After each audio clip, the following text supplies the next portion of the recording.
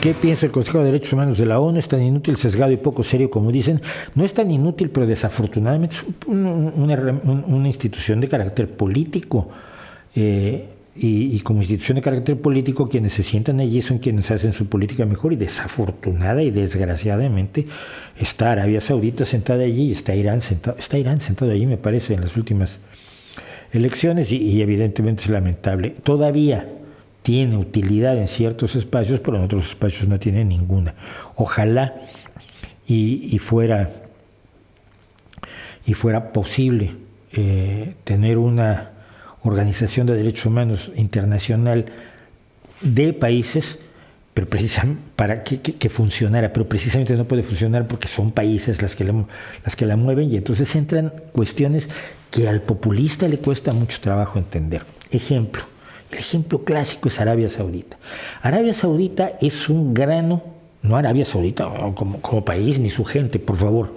El gobierno, la monarquía de Arabia Saudita es un grano en el sitio más doloroso de la humanidad.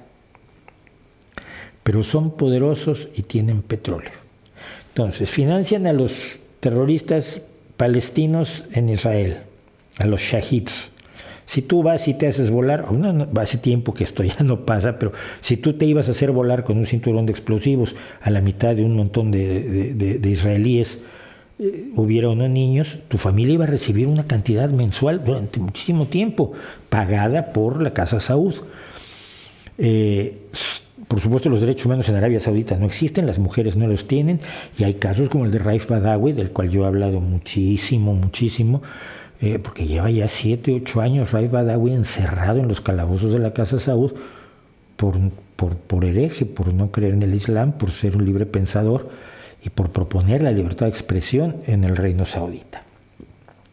¿Qué más hacen? Han financiado imbéciles por todo el mundo, han financiado todo tipo de atrocidades, han hecho cosas tan aterradoras como el asesinato de Khashoggi a cargo del heredero al trono, a la corona saudí. Pero hay que llevarse con ellos. Hay que llevarse con ellos porque son poderosos, porque te pueden hacer mucho daño si los enfrentas directamente. Y al mismo tiempo te compran cosas que tienes que vender y te venden cosas que tienes que comprar.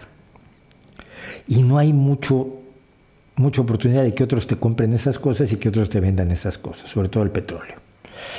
Entonces, el poder que tiene Arabia Saudita y el poder económico y el poder político y social que se deriva de ello hace que los países tengan relaciones con Arabia Saudita y sea muy fácil atacarlos y sea muy fácil señalarlos con dedo flamígero y decir: es que tú le has vendido corbetas a Arabia Saudita. Pues sí, y quizás no deberíamos, ojalá en un mundo mejor no se haría, pero tengo que hacerlo. Pasó en España. Cuando se trataba de no venderle armas a Arabia Saudita, el alcalde de Granada, que es de Podemos, uno de los fundadores de Podemos, el Kichi, que además es uno de los personajes más folclóricos del partido o lo que sea ese, dijo él: yo no puedo ponerme en contra de la venta de corbetas a Arabia Saudita. Muchos en Podemos se engallaron, esponjaron las plumas y dijeron: vamos a matar al Kichi. ¿Y por qué? Sí, porque me deja sin trabajo a tanta gente en los astilleros de Granada. Y yo necesito que esa gente trabaje. Necesito que esa gente le dé de comer a su familia. ¿Por qué? Porque el purismo político está muy bien cuando tienes la barriga llena. En otras ocasiones no es tan fácil. Y todo lo que se pueda decir de Arabia Saudita es poco.